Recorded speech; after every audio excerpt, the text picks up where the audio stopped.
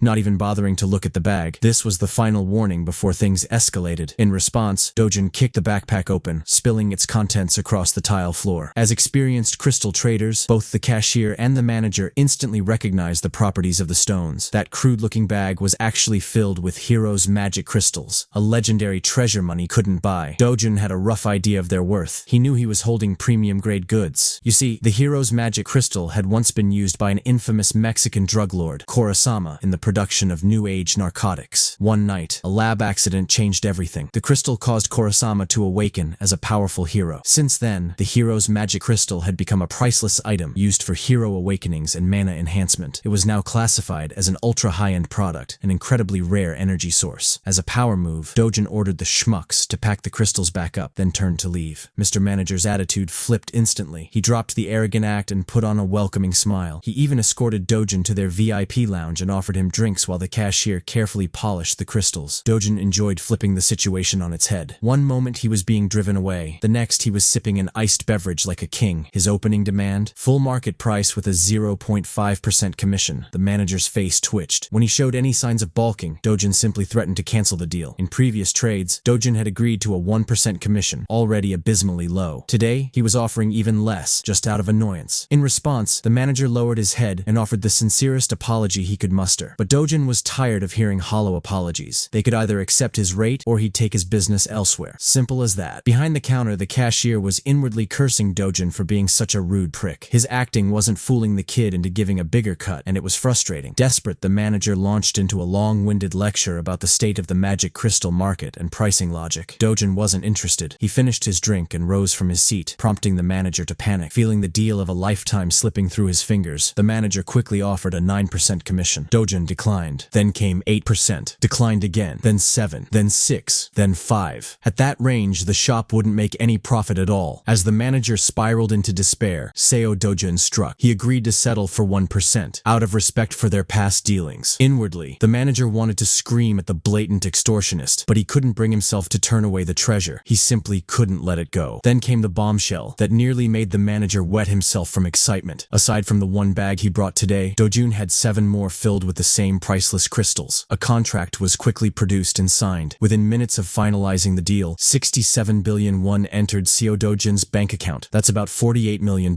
At this rate, his dream 110 billion won house didn't seem so far off anymore. The problem? Acquiring more high-grade magic crystals through regular gates would be a massive time sink. If he could find a way to freely travel through rift zones, he could farm treasures like a madman. While browsing his phone screen, an administrative message was broadcast across the country. The wave outbreak in the southern region of the United Kingdom has officially been announced to the general public. Effective immediately, all travel to the UK is strictly banned. After reading about a real problem in the real world, Dojin lost interest in messing with the shop manager. In the past, regardless of the country or which association was involved, he might have intervened to seal the rift himself. But he wasn't that guy anymore. He had more fulfilling matters to attend to. Tonight, dinner was on Dojin, and they were having expensive meat. Little Eunyoung's mouth watered at the sight of pork and beef marbling over the grill. The luxurious meat and succulent side dishes just kept coming to the table. Worried about the cost, given the price tag on the menu, Grandma slowed down and asked her grandson if it was really okay. At 250,000 won per 100 grams, it was pretty steep. Dojin dismissed her worries right away. After making a killing with his crystal harvest, they could eat as much as they wanted. It wouldn't even make a dent in his bank account. Eunyoung's first bite made her fall instantly in love with the taste of the wildly luxurious beef. Dojin kept adding more cuts to the grill as Grandma watched with growing apprehension. And there was still another package on its way. Fresh ribs, prime ribeye, strip loin, and skirt meat. At this point, the scale of the meal was just absurd. How could 2.5 people even finish that much food? Well, Grandma was underestimating the appetite of a protagonist. To knock her out of her worries, little Eunyoung persuaded Grandma to try the expensive stuff. Unable to refuse her sweet girl, Grandma caved. One bite was all it took. The moment the meat touched her tongue, all her concerns melted away. Afterward, the happy family enjoyed their extravagant dinner, filled with smiles and laughter. Unbeknownst to Dojin, an attention-grabbing young woman had just entered the restaurant. The necks of every other guest nearly snapped as they turned to watch her walk by. With confident steps, she made a beeline towards Seo Dojin and decisively called his attention. She simply wanted a moment to talk. Nothing more, nothing less. Before she could explain, Dojin cut her off, firmly and without hesitation. He didn't appreciate anyone interrupting his family dinner. If she had something to say, she could come back after the meal was over. Juyeon pulled out her name card, expecting the young man to change his tone upon seeing her identity. Much to her dismay, Dojin simply continued grilling and eating meat, completely disregarding her presence. And so, the renowned S-rank hunter swallowed her pride and quietly waited in the restaurant's waiting area. With a star like her sitting in such close proximity to normal people, she naturally became the center of attention. Men and women alike kept stealing glances at her, at the woman standing at the pinnacle of heroism. She wasn't just the 4th highest ranked S-class hunter in the nation. Most would also place her in the top 10 list of the world's most beautiful heroes. Everyone around her had the same question on their minds. Who the hell is making Juyeon wait. Ignoring the whispers, Juyeon reflected on the brief interaction she'd just had. As far as she knew, Seo Dojun had entered his first gate only 2 months ago. He survived and was now under suspicion of becoming awakened. The public believed he had died during the recent Mapo Rift incident, yet here he was, alive and enjoying dinner with his family. Aside from the confusing details, there was something else, a sharp look in his eyes that had put even an S-ranker like her on edge. No newly awakened individual should be able to project that kind of pressure. It was impossible to reach S-rank in under 2 months. Even the oil tycoon Kafmore, who poured his fortune into magic stones, had taken nearly 5 months to peak. Trying to make sense of her intuition, Juyeon reasoned that Dojun must possess some unknown special ability. Finally, with their bellies full and spirits lifted, Dojun, Grandma, and little Eunyoung prepared to leave the restaurant. Near the exit, Juyeon approached, ready to speak again, only for another party to enter the restaurant with an air of arrogance. Dojun's eyes sharpened the moment he saw the man. That ugly bastard hadn't expected to see Dojun alive and well, not after what happened during their deadly excursion into one of the high-risk gates. It was Kang Cholwoo, the lunatic. He was actually amused to see Dojun's cockroach-like resilience. Even Juyeon seemed to recognize the troublemaker at a glance. Tension gripped the room. Silence fell as the atmosphere turned cold. Dojun ignored the shallow insults and instead called Juyeon over. Cholwoo was visibly taken aback. An S-rank hero was speaking with the cockroach? Dojun calmly requested that Juyeon take care of his family for a little while. All she needed to do was flag a taxi so they could go home safely. It would be more convenient if they weren't around while he collected an overdue debt from a mongrel. Thankfully, Juyeon was a very reasonable young woman. She did as Dojun asked, assuring Grandma and little Eunyoung that everything would be fine. She waved them goodbye, though their concern remained evident. Juyeon stood there awkwardly as the taxi pulled away. As soon as the car disappeared from view, a crisp, resounding slap echoed inside the restaurant. With his loved ones out of the picture, Dojun could finally drop the PG act and slap a bastard. He moved so fast that Kang Cheol-woo didn't even see the swing. He only felt the stinging pain bloom across his cheek. Humiliated by such a sudden and degrading attack, Kang gritted his teeth and charged forward in retaliation. One of the restaurant servers, fearful of the awakeners escalating into a full-on brawl, rushed in to break things up. She pleaded for calm, afraid they might destroy the entire establishment. Her reasonable request was met with unreasonable violence. Luckily, she wasn't seriously harmed. Dojun calmly told everyone in the restaurant to get out and clear the area for their safety. Kang, as always, was easy to trigger. He was a muscle-brained idiot who couldn't even come up with decent trash talk. For that, he was punished with another strike to the face. Caught off guard once again, Kang felt a sharp knuckle slam into the side of his head. Kang Cheol-woo was the bastard who had locked the original Seo Dojun in a gate and left him for dead. Even though it wasn't him who suffered that betrayal, the current Dojun harbored deep resentment for the man's face, and he wanted to talk. The goblin-looking goon snickered and brought up how Dojun's evil stepmother was the mastermind behind the whole incident. Realizing that extracting information from this fool was easier than expected, Dojun calmly pulled out his phone, opened the camera app, and pressed the record button. He just needed a clean, concise confession. That would make his life much simpler in the future. Once again, Cheol-woo was insulted by Dojun's casual attitude. He gathered power into his fist, called Dojun's mother a whore, and attacked with unrestrained intensity. This time, he intended to finish the job he'd failed to complete. He wanted to kill Seo Dojun once and for all. Unfortunately for him, primitive brute force was no match for the expert manipulation of Qi. Dojun met the punch with a gentle deflection, redirecting the force with such control that Kang's fist seemed to bounce off an invisible, impenetrable barrier. Kang Cheol-woo had never experienced anything like it. Normally, he just smashed through his problems. Now it felt like he was facing something far beyond what his tiny little pea-brain could understand. Suddenly, he was launched off his feet. Dojun followed his airborne body like a predator playing with its prey. The sounds of fists cracking against bone echoed through the restaurant as the server from earlier tried desperately to dial the police. Before she could press the call button, a dainty hand gently took the phone away. With a bright smile, Juyeon reassured the shaken server that everything would be fine. There was no need to involve the authorities. The woman, overwhelmed and barely holding it together, was just glad to see a comforting face in the chaos. Slaps, scratches, and bone-crushing punches rained down on Kang's body, giving him no chance to breathe, let alone fight back. As far as Juyeon knew, Kang was a B-rank hunter. With that rank, few people could beat him this helplessly. Based on this overwhelming beatdown, Dojun might be classified as an A-rank, and even then, the fight felt far too one-sided. Before things got any worse, Juyeon gently called out to Dojun, asking him to stop. She was worried Kang Cheol-woo might actually die if the beating continued much longer. He listened, dropping the goblin goon's limp body onto the ground. Dojun calmly wiped his hands clean. Seeing the clear vendetta between them, Juyeon asked just how much Dojun knew about Kang Cheol-woo. Dojun admitted that he might not know the full picture, but he knew enough to exact vengeance. Juyeon warned him that Kang Cheol-woo was connected to Kang Yong-pyo, an S-rank hero. Dojun already knew, and he didn't see a problem with that. Juyeon had never met anyone so reckless and insane. This man didn't seem to care at all about the consequences of messing with an S-ranker, she elaborated. Kang Yong was extremely protective of his delinquent cousin. The restaurant incident would surely reach his ears. When it did, blood would be spilled. Dojin scoffed at Juyeon's concerns. He was the last person who would be afraid of some hotshot S-ranker. What annoyed him more was how much Juyeon seemed to know about his life. Now that the goblin goon was handled, Dojin's enmity shifted to the nosy S-rank hunter in front of him. Face to face, the feral young man stared her down. Juyeon was no pushover. She wouldn't cave just from intimidating eye contact, and somewhere behind them, the poor, trembling server thought to herself, "Didn't you say you were going to handle it?" Hanging the subject, she apologized for the sudden visit and brought up her agenda. She had just been asked by her uncle to come by and talk. After finding out about the bag of Hero's magic crystals he had sold off, Jian wanted to get her hands on the rest. She was willing to buy every piece he had, no matter the price. Dojin warned her that it wouldn't be cheap. After all, he had a lot of precious treasures stockpiled. She assured him that the assets of an established S-rank hero were beyond normal people's imagination. Well, it's not like he was opposed to selling his goods. He just had one condition before transacting. It was nothing much, really. Just a little favor, at least for someone as renowned as Juyeon. Elsewhere in the city, the sound of expensive alcohol bottles hitting the floor could be heard. Dojun's evil stepmother was crashing out upon learning new information about her allegedly dead stepson. Her people had been so sure that the kid died in the rift. Yet now, she was receiving word that Dojun had survived. Like a resilient cockroach. Press F for the bald man here. Having a boss like her couldn't possibly be fun. You couldn't blame him for the misinformation. Even the Hero Association had labeled Dojun as dead. The evil stepmother didn't want to hear excuses. She wanted action instead. To make things worse, they had just received news about Kang's defeat at the hands of Dojun. At this point, it was safe to assume that Seo Dojun already knew who was really responsible for his attempted murder. Hearing that she might be implicated, the evil stepmother gulped in terror. She wasn't afraid of Dojun. She was more concerned about the hassle it would bring when her father or husband found out about her dealings. She could cover everything up, but if word got out to the media, the group's stock price would nosedive. So, she ordered her people to intercept the media. If they messed up, T Group and W Group would surely cut all deals and advertisements. First and foremost, the police had to be on their payroll. In that regard, the evil stepmother's people had already moved to cover all bases. Knowing that they had at least a little bit of competence lifted some pressure off her shoulders. Ball director Lee then whispered that no matter how many cover-up jobs they did, what they were doing was not a fundamental solution to the real problem. On that note, the ball director might have a plan that could put an end to this headache. They just had to make use of Kang's cousin, the infamous Kang Yongpyo. Even someone like the stepmother knew about the S-ranker. Kang Cheol-woo might be notorious as trash in the world of heroes, but everyone knew how close he was to his powerful cousin. In reality, Kang Cheol-woo was just a pawn doing all sorts of dirty work under his cousin's orders. They were both sick in the head. If Cheol-woo got pinched by the police and smeared by the media, it wouldn't be a good look for the S-rank hero either. In fact, he had already taken action to deal with this public relations disaster. The evil stepmother made up her mind. She wanted to meet with Kang Yongpyo as soon as possible. In addition, that dog Hong Chong of HCS Capital had blatantly allied with the enemy. He was taking care of Dojin's family now. For that, the stepmother wanted a prosecutor on the phone in a minute. Those who abandoned her camp must pay the price in full. The very next day, we follow a group of heroes entering one of the 37 rift zones in Korea. Among those rift zones, 5 were being turned into secured gates. The rest could only be raided by heroes affiliated with the hero associations on coordinated schedules. Today, Miss Juyeon was leading a team herself. With her S-rank ID, she had practically limitless entries at any gate. Among the diverse crowd of heroes equipped with fancy equipment and weapons stood a young man wearing a beat-up hoodie. Juyeon chose a rank Jong'un Clio Guild as a temporary group for the hunt. It was very rare to be part of an S-rank's hunt, so they were hyped. Juyeon reasoned that she simply wanted to do something fun and stretch her muscles a little bit. In reality, she had set up this whole situation just to give the young man in the back clean entry to the gate. Seo Dojin had agreed to sell the rest of his magic crystal stockpile at market price to Juyeon if she let him into the restricted rift zone. He just wanted to earn more money by hunting in higher level zones. While it was true that rift zones housed all sorts of treasures, going into such a difficult one for a certain profit without fear was just insane. Well, she didn't really care either way. She just needed to get her hands on those hero magic crystals. After a few minutes of traversing a dark tunnel, the group finally came out the other side to a brightly wooded area. Unable to rein in her curiosity, Inju started bugging Juyeon about the real identity of the young man shadowing their party. Juyeon just introduced Dojin as someone she knew, but no one was buying that half-assed answer. Inju speculated that he might be Queen Juyeon's boyfriend. Tired of all the buzzing, she gave Inju a partial truth and confessed that the young man was there because she owed him a favor. It's not every day an S-rank hero owes someone. While the party was lost in their respective conversations, a giant shadow blotted out the sun from above. Everybody turned their eyes to the skies and saw the beast. beast. Being an A-rank guild, the Clio heroes instantly responded by drawing their weapons and getting into their respective positions. The first encounter was none other than the fearsome cockatrice. Like the expert raider that she was, Juyeon took charge and barked clear and concise orders. Juyeon and Dion were in charge of defense, while Sunho aimed for the legs. Before she could finish assigning everyone their roles, a figure blurred as he shot past everyone. With a single impactful leap, he closed the aerial gap between himself and the flying beast. Seo Dojin had disregarded the long-winded group plans and leaped for a one-on-one with the bird. The Clio heroes were slack-jawed. They had never seen someone so brazen. Gathering energy in his fist, Dojin prepared for first blood. Prior to his charge, Guildmaster Juyeon was stressing over her bad luck. They were barely inside the gate, and a troublesome opponent had already shown itself. Before the group could organize and get into position, Dojin had already dropped his bag to the ground. While Juyeon was calling the shots, he was bursting through the air like a speeding bullet. He was an absolute speed demon. In one jump, he neutralized the bird's aerial advantage. Up in the skies, he took control of the field without a problem. His fiery energy was thick and burning. The overgrown chicken didn't have the speed or reaction time to block the incoming attack. As a result, it was forced to eat a full-powered punch to the beak. The bird hit the ground while the human remained in the clouds. It was quite a poetic reversal. Dojin landed in front of the group. He didn't even break a single bead of sweat. The cockatrice was on the verge of death, the mark of his fist visible on the side of its face. The Clio Guild members stood dumbfounded alongside their S-rank carry. They bore witness to the brutality of what happened next. Dojin lifted his leg and started stomping on the bird's head until it was reduced to meat paste. It might have seemed excessive, but killing a cockatrice required a lot of force. With every stomp and kick, the sound of skull cracking and blood spurting mortified the group. Now, Inju was really curious as to who that guy was. In all honesty, Juyeon wasn't entirely sure herself. All she knew was that Seo Dojin was a really strong human. Well, calling him simply strong was a huge understatement. There were only a select few heroes who could do what Dojin just did. Killing a cockatrice in one blow was no ordinary feat. Juyeon downplayed the achievement by bringing up her sister. That woman belonged to that elite list of outstanding heroes. Still, Inju couldn't just get over the fact that a hidden powerhouse was among them. She had watched the entire sequence and was in awe the whole time. Juyeon took note of the young man's monstrous power and decisiveness. Her curiosity deepened. She turned to Inju with an impromptu change of plans. For now, she wanted to go to the center with Dojun, leaving the rest of the group on the outskirts. Juyeon carefully approached the young man, who was expertly carving the cockatrice's corpse for loot. Before she could speak, he preemptively asserted that he wouldn't share loot with people who contributed nothing to the kill. Thankfully, Juyeon wasn't the type to eye a few pieces of magic crystals. She had only come over to propose that they go a bit deeper into the gate, somewhere more challenging and fitting to his current abilities. With a smile, he readily accepted the invitation to hunt and loot more. Juyeon knew the layout of this gate quite well, so she would take the lead. All Dojin had to do was follow closely so he wouldn't get lost. Without warning, she sped off into the distance, her speed causing a sonic boom. Dojin calmly watched as her figure vanished into the horizon. After slinging his bag onto his back, he took a running pose, storing energy in his muscles. With an instant first step, he kicked off with an explosion that almost blew the Clio Guild heroes away. Inju reckoned that if Juyeon was a bullet, then that man moved like light itself. Left behind by the two powerhouses, the miscellaneous heroes turned to their guild leader for a new plan. Of course, trying to follow those two was utterly impossible. Today, they had to accept that they were sidekicks and small fries. Nevertheless, it was still a decent gate with plenty of monsters to hunt around the outskirts. In the outside world, normal people praised them as powerful A-rank heroes, but in front of a real S-ranker, they weren't even worth mentioning. Juyeon and that man were leagues above the entire force of Clio Guild. Speaking of those two, their race across the woods was proceeding hastily. While maintaining breakneck speeds without much effort, Juyeon kept checking her flank for signs of Dojin. Upon seeing none, she started softening up, thinking she might have overdone the initial run. While she was considering slowing down, Dojin suddenly appeared by her side, asking if they could go a little faster. Juyeon's concentration broke, and she almost tripped. She had never experienced anything like this before, someone actually keeping up with her in terms of speed. When it came to raw velocity, she was in the top 2 in the nation, but that list might need to be updated, given how Dojin was making her eat dust. A few moments later, he made a stop to tease her for being slower than expected, especially when she was clearly running just to flex her speed. While the S-ranker caught her breath, Dojin turned his eyes to the view on the horizon. In front of them was a massive mountain range that touched the heavens. When asked what was hiding inside that rocky range, Juyeon's expression turned solemn. That place was the lair of the Rift's boss monster, the Cacerion. You see, this so-called Cacerion was a giant 20-meter-tall monster resembling a draconian wyvern. Juyeon didn't even want to entertain the idea of subjugating that beast. You typically needed at least 3 combat-oriented S-rank heroes to even stand a chance against such a monster. One thing Dojin knew about Cacerion was that it had a chance to drop an imaginary grade magic crystal, a treasure just below the highest grade possible, with such an enticing reward waiting. He wasn't about to let it slip through his fingers. Obviously, Juyeon was opposed to such a reckless idea. Well, Seo Dojin was fighting that draconic bastard with or without her. Juyeon watched as he fearlessly sped up, aiming to scale the mountains to slay the beast. She felt as though she had no choice but to follow him into insanity, bursting with unfathomable confidence to take down a beast that easily gives 3 S-rank heroes trouble. It really shakes Juyeon to her core. Do you know what's even more shocking? When she arrives at the site, she finds the same creature, the Cacerion, dead at her feet. The fight's already over, and she has absolutely no idea what the hell went down. Our boy casually plucks his knife from the creature's corpse, leaving her at a loss for words. Juyeon reflects on her shock. The creature he just downed isn't just any boss monster. On that note, she talks about a prominent hero known as Park Hale, who fostered a reputation for hunting down monsters like the Cacerions.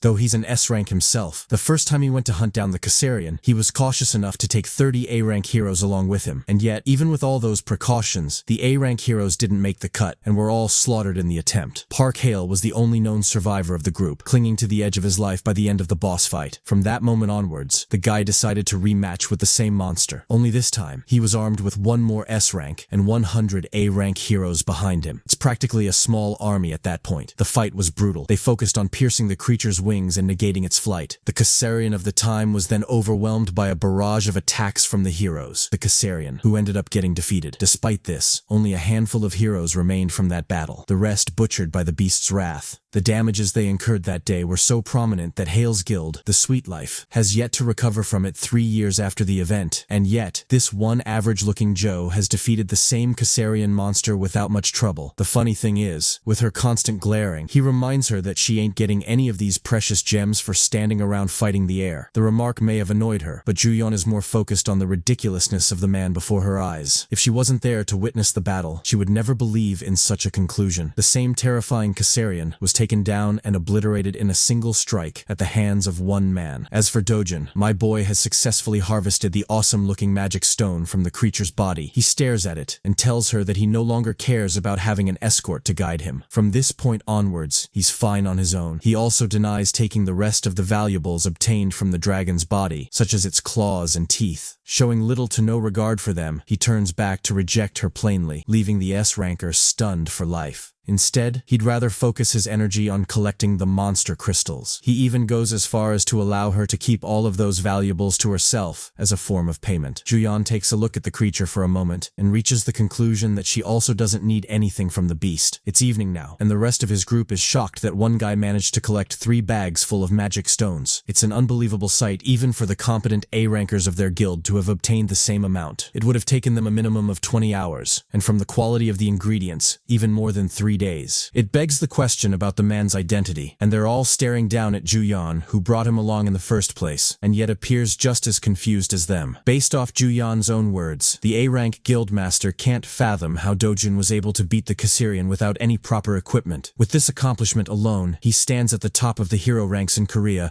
unparalleled in his might. They really just said, our boy is built differently. The A-ranker even thinks that he might be the strongest in the entire world at his level. It amazes her. Speaking of the guy, an exhausted Dojin returns with more bags on him. With just 1 day of hunting, he's already collected so much stuff. At this point, the group is starting to think that no one will believe them if they reported this to the outside world. Dojin's godlike power is the definition of insanity to accept. Speaking of which, they're explicitly told not to drop a word of what happened here today in the outside world. Something they have to ultimately accept. The gorgeous S-ranker walks up to our boy and talks about a bunch of things. From a distance, it looks like they're a couple who is flirting with each other, but that's only in the eyes of their group mates. I guess they're trying to convince themselves that this is the start of a ship. They also think that he's the only guy in the world who looks like a proper fit for Juyeon, especially considering their monstrous strength. The funny thing is how the A-rank guildmaster quickly realizes that these guys aren't the perfect couple she envisioned them to be. Instead, it seems like they're having having an argument from the looks on their faces. She can't believe that there's a guy in the world with the ability to talk down to Juyeon of all people. The shocking thing is how Dojin hands her a bag and leaves quietly without saying another word. It astonishes the guildmaster even more. As for the state of the backpacks and the contents inside he collected, Juyeon states his own words. Turns out that Dojin fears the possibility that he'll become an overnight celebrity if the outside world learns that he killed the Cacerion. Since that is a clear issue for him, he drops the responsibility of it upon her shoulders. Hearing his decision leaves the both of them baffled for words. But the irony in all of this is that the law of manifestation ends up turning true, and Juyeon gives birth to a curiosity to explore more about this mysterious young man. It looks like the girl is in love. If you're excited for the next part, leave a comment and I'll do my best to bring it to you as soon as possible.